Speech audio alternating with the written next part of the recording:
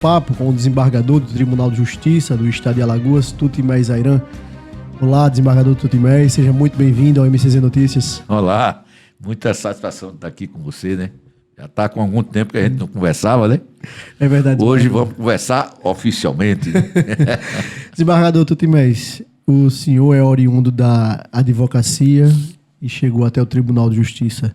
Na sua avaliação, na sua perspectiva, um homem vindo da advocacia para a magistratura, ele tem um olhar diferenciado? Ele tem que ter, né? A ideia do Quinta é exatamente essa, né? Possibilitar um olhar plural, não é? Os juízes, eles estão muito acostumados, até porque passam muito tempo antes de chegar ao tribunal, né? Na carreira, né? Então, eles têm um costume de decidir de uma determinada maneira. Por exemplo, eu vou dar um exemplo prático, né? Os tribunais, eles constroem o que chama de jurisprudência defensiva. O que é a jurisprudência defensiva? É a jurisprudência que fica tentando encontrar defeitos na peça processual para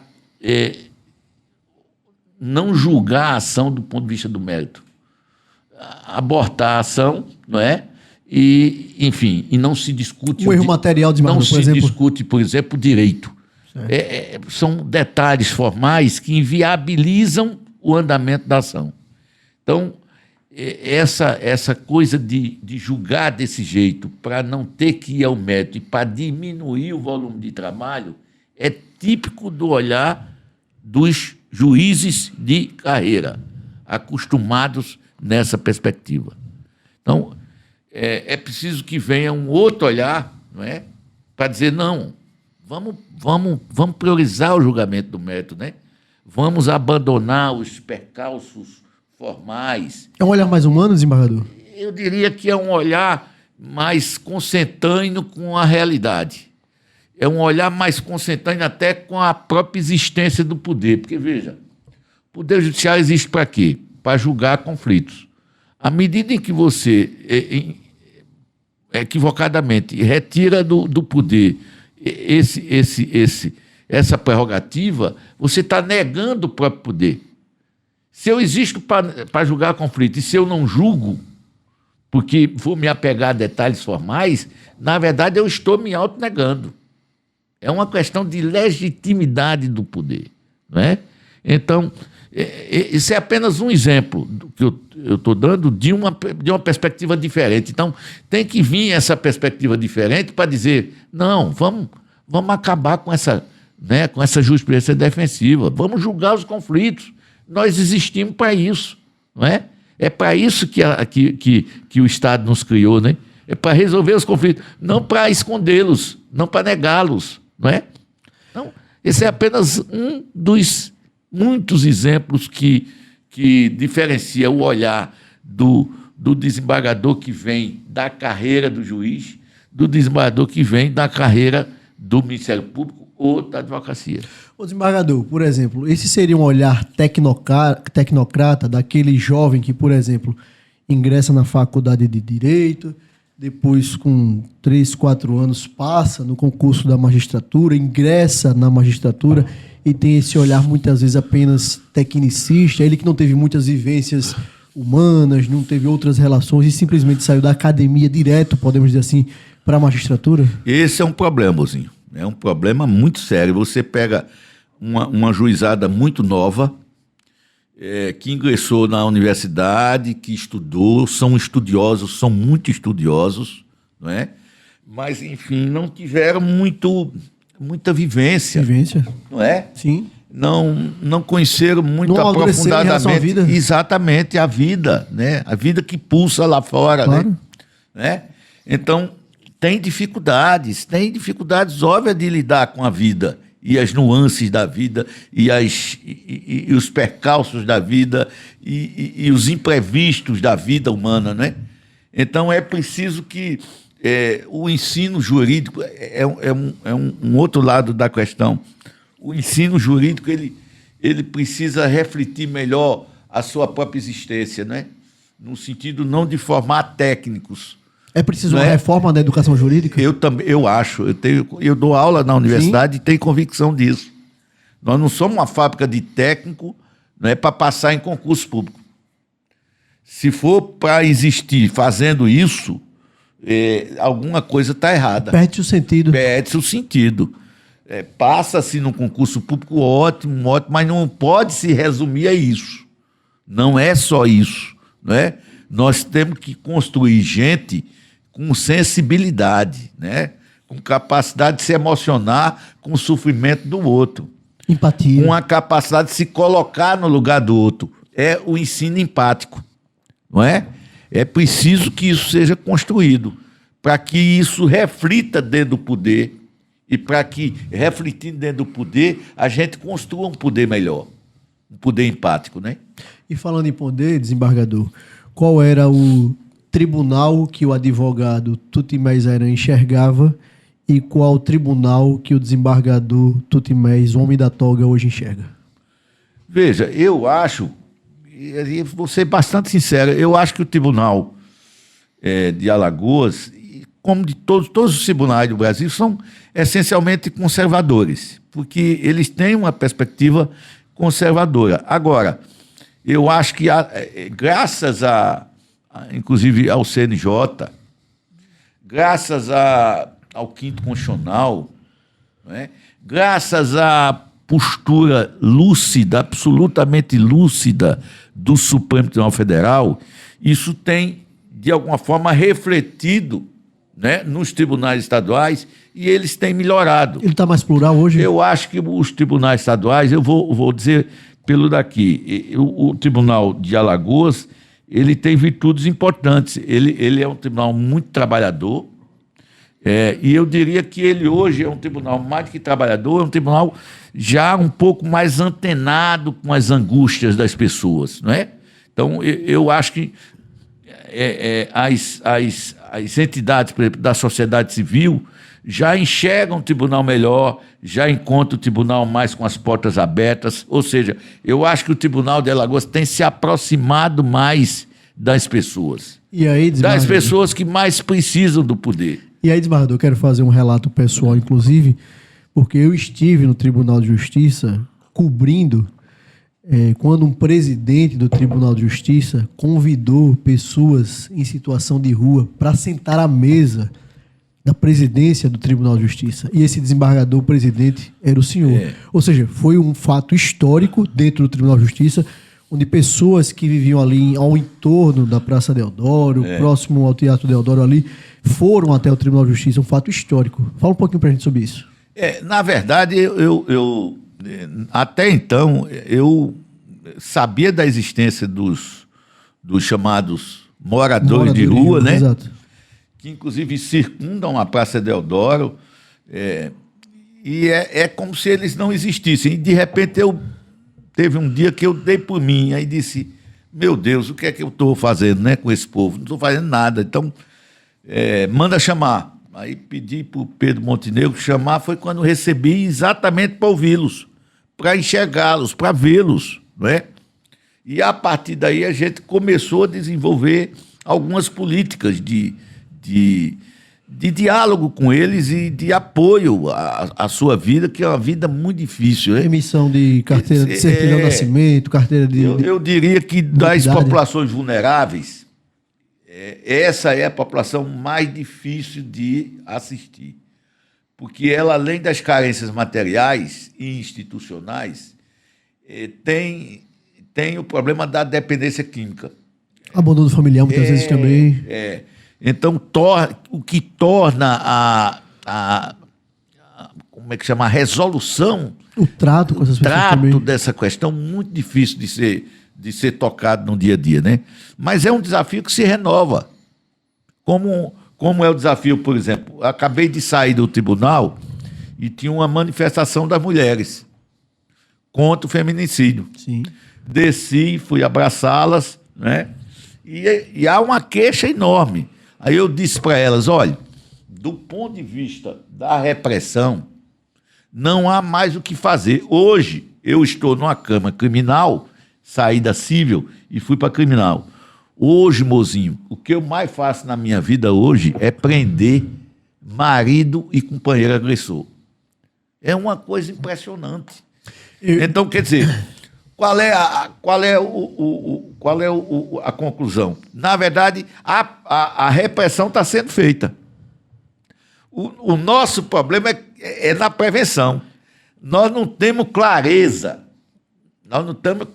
de que atitudes práticas tomar para evitar esse nível de agressão às mulheres que culmina muitas vezes com feminicídio. Nós não temos clareza. Eu, em determinado momento, desembargador, conversando com a secretária de Estado da Mulher, a Maria, eu falava justamente sobre isso, do papel fundamental do Poder Judiciário, das polícias, principalmente a polícia ostensiva, nesse combate à criminalidade contra a mulher, mas dizia ela que uma das questões centrais é você pegar essa garotada da primeira infância, nos 102 municípios de Alagoas, 4, 5, 6 anos, e ali você formar bons cidadãos. Você instruir que aquela criança, aquele jovem que vai ter namorada, vai noivar, vai casar, vai ser um homem dentro da sociedade, e respeitar a mulher, respeitar a mãe, as irmãs, as amigas, as tias, enfim.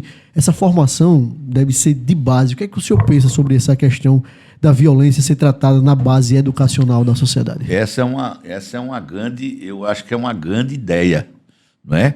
Porque, na verdade, o que ocorre é o seguinte, o que está havendo é uma luta pelo poder. Veja, à medida em que as mulheres são empoderadas, e estão sendo, empoderar é adquirir poder. Para adquirir poder, alguém perdeu o poder. Esse poder vai se diluir em algum lugar. Quem perdeu o poder? Normalmente os homens. Não é? Então, esse nível de agressividade às mulheres é uma resposta dos homens que têm perdido poder. Então, a questão é muito complexa. Como é que se combate isso? Eu acho que uma das formas de combate é essa que você sugeriu. É dialogar, é mostrar. Mostrar para quem? Para as futuras gerações, né?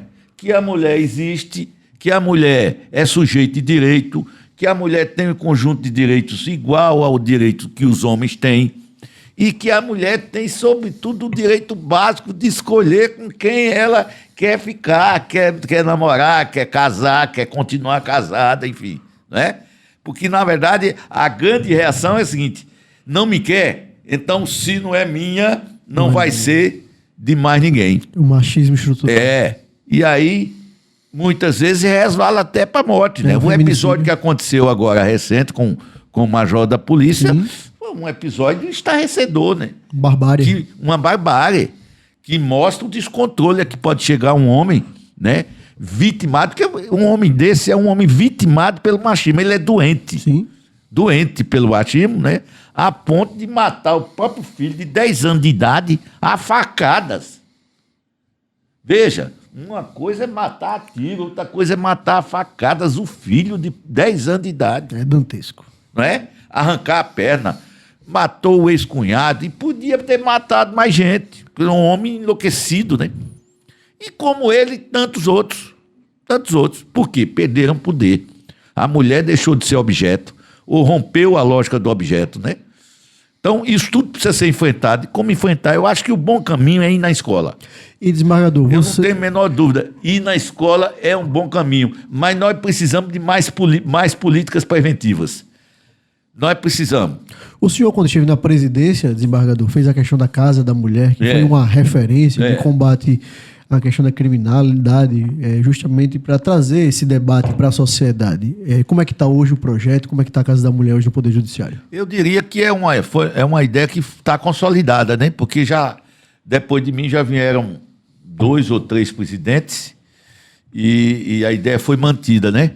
E a ideia é simples, mas absolutamente importante e eficaz. Criar um espaço, um equipamento que agregue todas as necessidades mais urgentes de uma mulher em situação de risco, não é? Então, ela encontra lá onde fazer o boletim, se ela não tiver para onde ir, ela tem lá um abrigo, enfim, ela encontra a porta para encontrar um emprego e por aí vai, não é? Então, a ideia está consolidada. Nós precisamos de mais casas de mulher espalhadas pelo Estado, como nós precisamos de mais patrulha Maria da Penha espalhadas pelo Estado. Uma das ideias mais viáveis é fazer com que as guardas municipais, que existem hoje em quase todas as prefeituras, se não em todas, elas tenham um departamento dentro delas que seja um departamento voltado à proteção à mulher. Excelente ideia. Né? Excelente ideia. Então, você faz guardas, você faz patrulhas Marias da Penha dentro das guardas judiciárias. Dentro das guardas municipais. Interiorizando as ações. Interiorizando as ações. Então, essa é uma ideia que tem que ser perseguida, porque ela é execuível, ela é profundamente viável. Não onera o Poder Executivo. Não onera, já existe. Deu quadro, já existe. É só uma questão de treinamento. Você treina e equipa, né? E aí, essa patrulha Maria da Penha, ela precisa ser elogiada. O que ela tem evitado de morte de mulher não está no gibi. Imagina. É muito eficaz. Agora, não dá para evitar tudo, né? Por quê? Porque o poder estatal, ele não é onipresente. Tem limites. Nem é onisciente, né? Tem seus limites. Agora, mesmo não sendo onipresente, nem sendo onisciente, é preciso aprimorar os mecanismos, né, de proteção.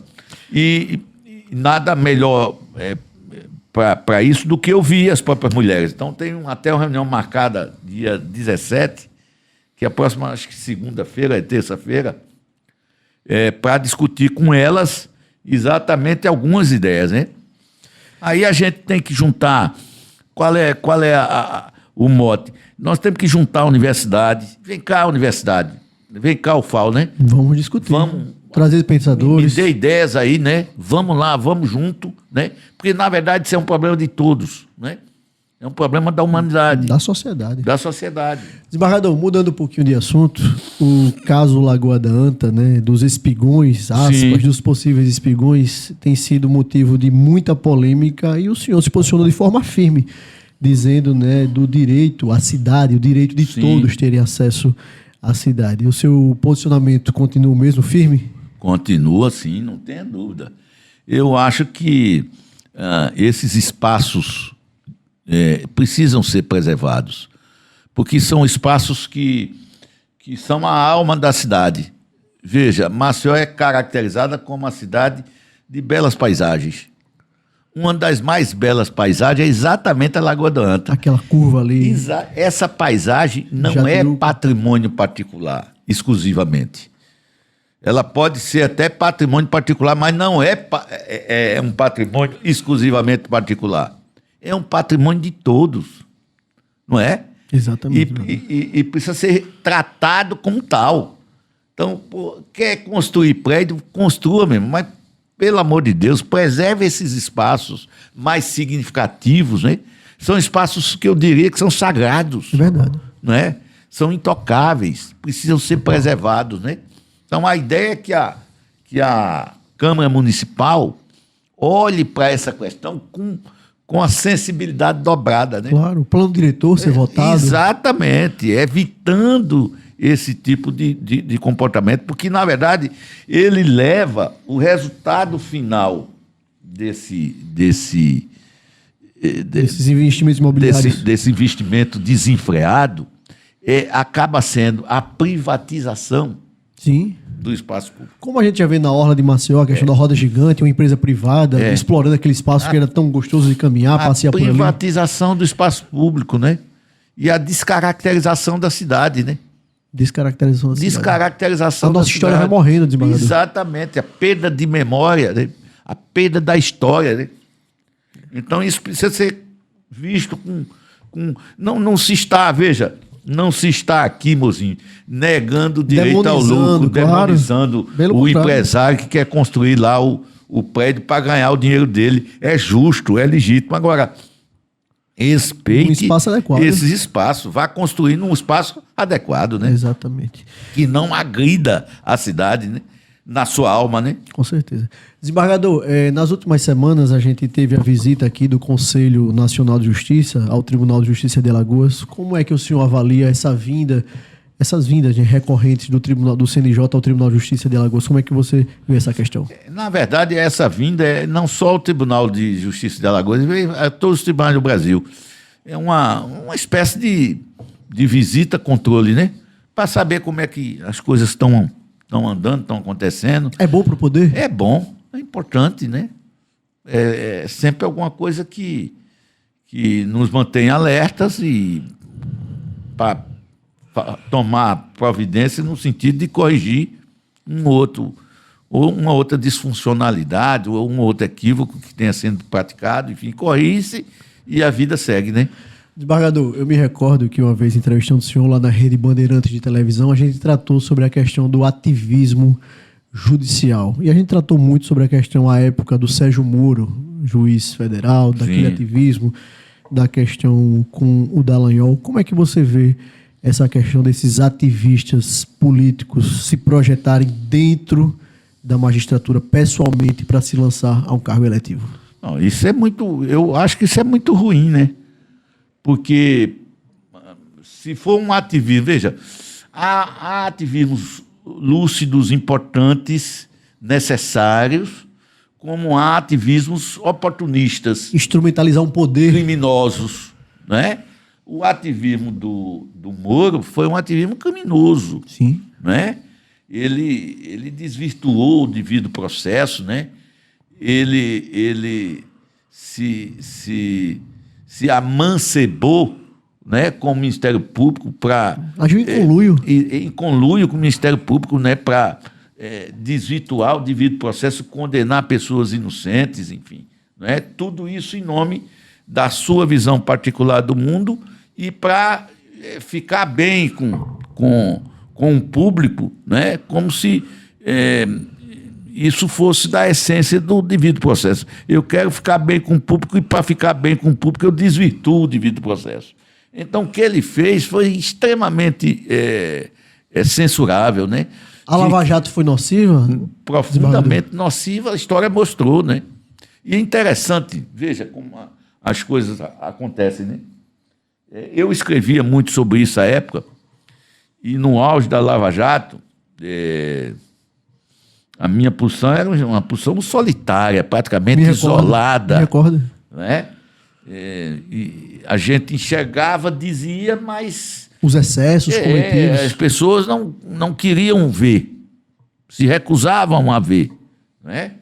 Eu me lembro, eu tenho lá no meu gabinete, você sabe, eu tenho uma foto minha com o presidente Lula. Né?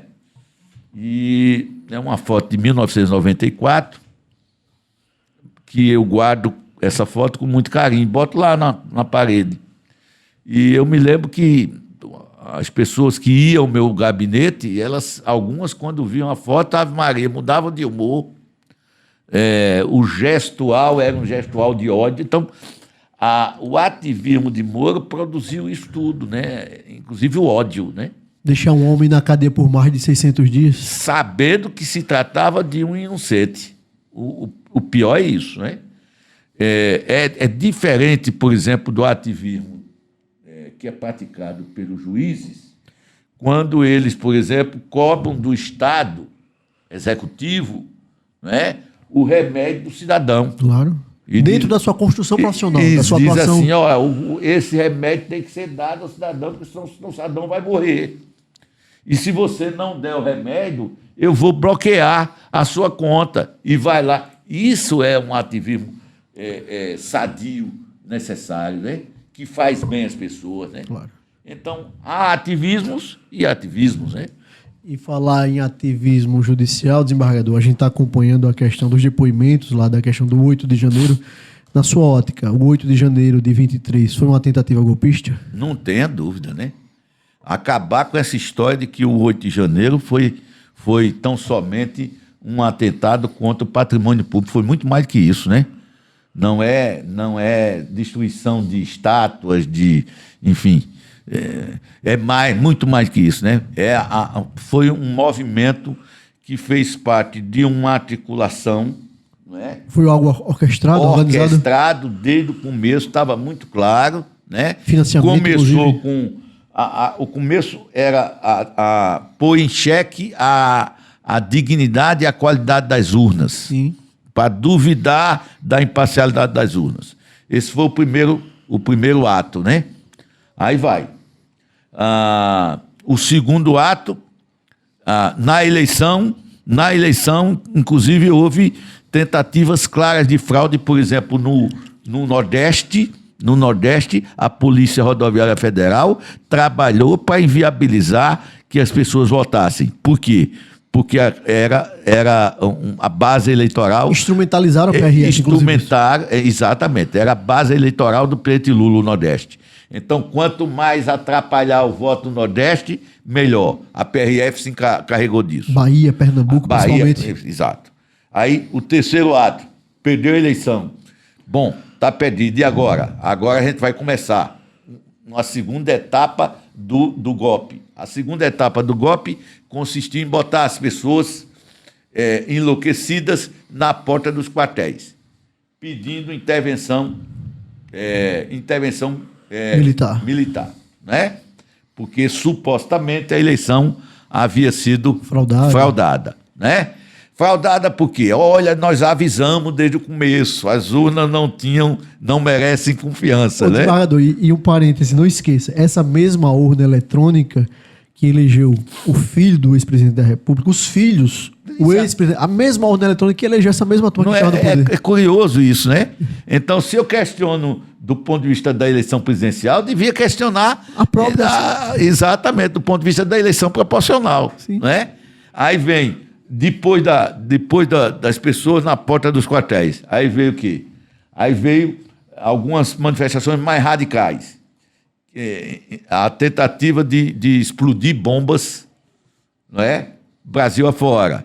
A tentativa mais significativa, uma bomba que ia ser explodida no aeroporto de Brasília. Só não foi porque falhou. Exato. Não é? E por aí vai. Aí vem o 8 de janeiro. Qual era a ideia do 8 de janeiro? Usar das pessoas para produzir uma sensação tal de descontrole, de insegurança, como se aquilo fosse tivesse uma dimensão nacional, de modo a justificar a intervenção. Exato. Então, isso tudo foi orquestrado. O 8 de janeiro foi, eu diria que o epicentro dessa tentativa de golpe, né? As pessoas que participaram do 8 de janeiro, eu sei que algumas foram manobradas. Massa de manobra. Uma massa de manobra. Alienados políticos. Eu sei disso, eu tenho convicção disso. Algumas não, alguns sabiam do que estavam fazendo. Né? Mas essas pessoas precisam ser punidas, não por ofensa ao patrimônio público, mas por ofensa à democracia e às instituições, né? Exatamente. Inclusive, depois se soube, né, o que é muito grave, né, fazia parte da tentativa prender o ministro Alexandre, né, matar o vice-presidente, matar o presidente da República, né? Você falou em Alexandre de Moraes, desembargador Tutimés. Ele tem sido alvo... Sou fã número 1. E aí vamos tratar disso. Topado, como diz a juventude. Ele tem sido alvo, desembargador, de muitas críticas. Algumas decisões, muita gente falando que ele tenta coibir o direito de liberdade de expressão. Muitas pessoas têm criticado, por exemplo, quando ele inquiriu o ex-ministro, né, o Aldo Rebelo, o alagoano Aldo Rebelo. Enfim, qual o seu pensamento, o seu posicionamento em relação à atuação do ministro Alexandre de Moraes? O ministro Alexandre de Moraes, eu vou dizer uma coisa, eu tenho convicção disso. Ele é um guardião da democracia? Eu vou dizer, se não fosse o ministro Alexandre de Moraes, nem eleição presidencial tinha havido. Em 24? Não tenho a menor dúvida disso. Então foi a coragem, o destemor do ministro. Ele foi o fiel da balança? Não tenho a menor dúvida. Que peitou e disse, o Supremo está aqui para resistir. E nós vamos resistir. Né? Vai haver eleição, o jogo democrático tem que ser respeitado. Quem ganhar, governa. Quem perder, vai para a oposição. Regra básica de qualquer democracia no mundo. Não é? Precisou de um homem com esse nível de destemor, né? e de força e de raça, né? Para fazer com que essas coisas caminhassem como deviam ser caminhadas. O Alexandre de Moraes é um exemplo para o Poder Judiciário? Eu acho que é um exemplo inspirador. Para mim, eu vou lhe confessar, para mim o ministro Alexandre, Quando eu digo ministro Alexandre, eu me refiro também aos outros ministros. A corte. A corte. Mas o ministro Alexandre é o mais simbólico de todos nessa reação. Né? Eu diria que o ministro Alexandre resgatou em mim o orgulho de pertencer ao Poder Judiciário. Percebe? Então, hoje eu estou no Poder Judiciário e me situo muito bem. Se sente representado pelo Alexandre? Me sinto representado pelo Alexandre. Me sinto feliz. Me sinto fazendo parte de um poder que, nesse episódio, deu uma contribuição absolutamente importante para a história do país. Porque o recado não foi só para os golpistas de hoje. Não pode. Não é? A eleição vale você ganhando ou perdendo. O recado foi para os golpistas de amanhã. Foi pedagógico? Foi pedagógico. Olha, não vá por aí. Tente ganhar a eleição. Ganhou a eleição, você governa. É justo. Se perder a eleição, você vai para a oposição e acabou-se. Não dê golpe, porque aqui vocês não vão encontrar apoio nem guarida, né? Então, eu acho que foi uma ação profundamente pedagógica, né? Profundamente feliz, né? Ele deixa legado? Eu acho que deixa um legado extraordinário, né? Se há um homem que deixou ou que vai deixar um legado na justiça quando sair, é o ministro Alexandre. Eu sou fã incondicional pela coragem e pelo destemor. Desembargador, falando de legado, a gente não tem como tratar disso, né? Você foi presidente do Tribunal de Justiça e, assim, pelo que eu ando no tribunal, converso com pessoas, a relação que você construiu principalmente com os servidores, né? Muitas pessoas são gratas à sua postura, à sua forma de diálogo, na sua posição, na sua ótica. Qual o seu grande legado frente à presidência do Tribunal de Justiça? Algo que você vai olhar para trás e vai dizer: eu fiz isso, foi bacana, foi coerente, foi algo que eu vou me orgulhar mais na frente. Veja, eu acho que o meu legado, o legado principal, o que eu acho que eu efetivamente marquei enquanto gestor, foi a aproximação do poder judiciário com as pessoas, sobretudo as pessoas mais necessitadas, que enxergavam no poder um anteparo, um apoio, enfim. Eu dei esperança para as pessoas. Eu acho que esse foi o maior legado, né? Foi um gabinete porta aberta? Foi um gabinete porta aberta. Trabalhei feito um bicho, né? Mas era um trabalho bom, que a gente via as coisas acontecendo, né? E quando a gente trabalha e vê as coisas acontecendo, a gente se anima, né? Aí dá mais vontade de trabalhar e quando acaba o mandato dá saudade, né? A gente diz assim, pô, queria mais pelo menos 2 anos. Né? Aquela movimentação intensa. Então, era uma coisa impressionante, não tinha dia, não tinha hora, trabalhava até de madrugada, enfim, era uma coisa muito interessante, né? O cargo executivo lhe apaixona? Eu acho que o cargo executivo é o cargo mais importante, né? Porque é o cargo onde você tem poder para fazer. Tem a caneta na mão. Tem a caneta na mão. Se você tiver boas ideias e a capacidade de transformar essas boas ideias em atitudes concretas, aí você faz, aí você transforma a vida das pessoas. Desembargador, o executivo é realmente dos cargos públicos todos o mais apaixonante. Então vamos lá. Mais apaixonante do que o judiciário, mais apaixonante do que o legislativo. Por quê? Porque você faz. Então vamos falar das suas vivências, desembargador. Advocacia, magistério, magistratura e, consequentemente, o executivo. Qual a grande paixão? Aí é difícil. Na verdade, eu acho que a minha grande paixão talvez seja a sala de aula. O magistério.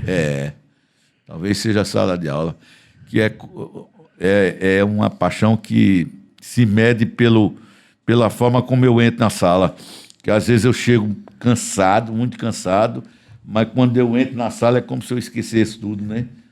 E aí é um contato assim energizante, né? Um contato que você troca experiências, você aprende, você ensina, não é?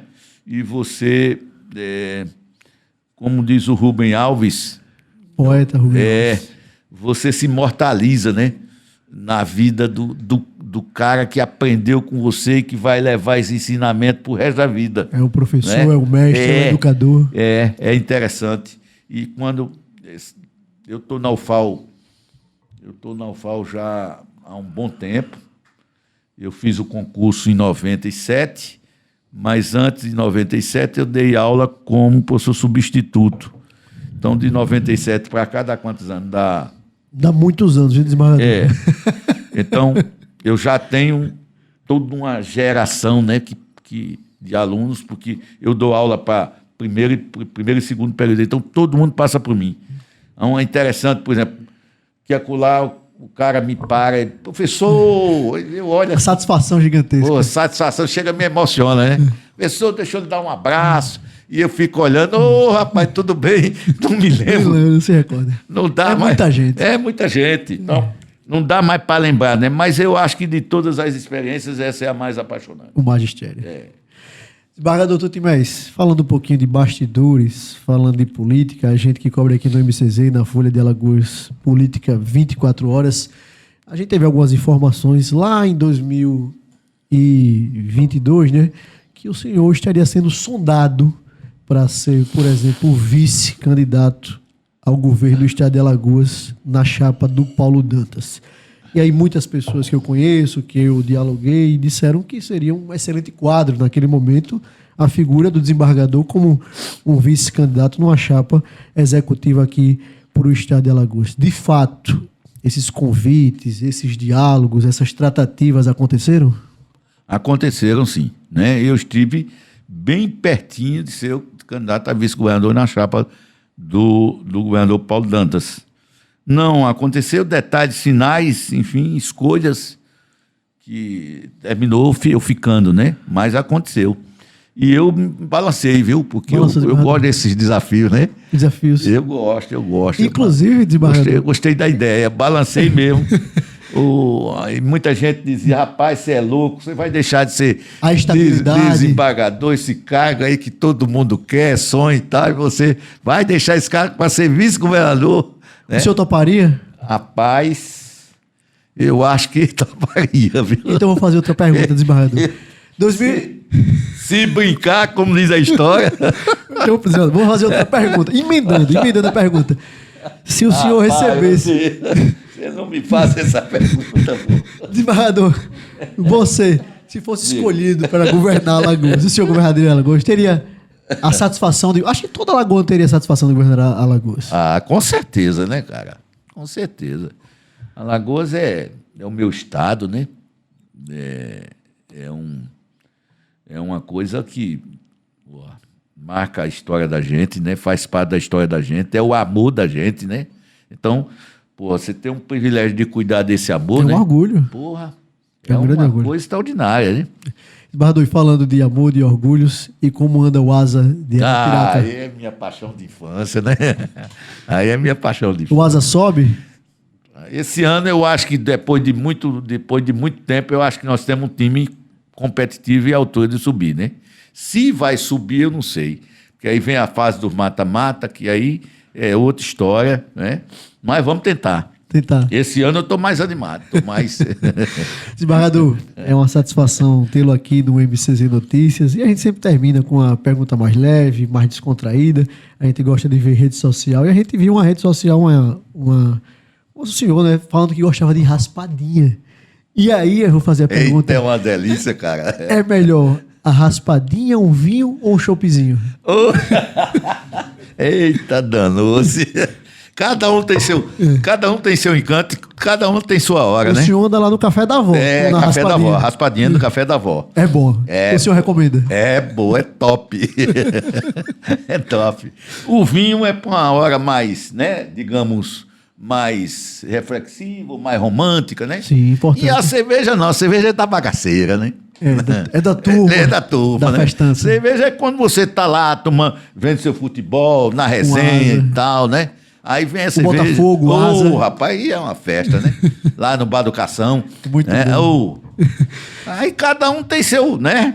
O seu tempo e sua hora, né? É verdade. Desembargador Tutimés Aran, quero agradecer demais a sua presença aqui no MCZ Notícias. É sempre uma satisfação ter esse papo franco de um homem do Poder Judiciário que traz luz a grandes debates da nossa sociedade, e quero deixar um espaço para suas considerações finais e fazer publicamente um convite para que o senhor esteja aqui em outras oportunidades. Eu que agradeço essa oportunidade. Eu gosto muito de participar desse tipo de ocasião, porque, sobretudo, quando o entrevistador é inteligente, né? É isso, quando o entrevistador é inteligente, aí a Vindo coisa... do senhor é uma honra. Não, aí a coisa rende mesmo. Rende que o tempo passa. Quando o tempo passa, que a gente nem percebe, é bom sinal, né, Vanessa?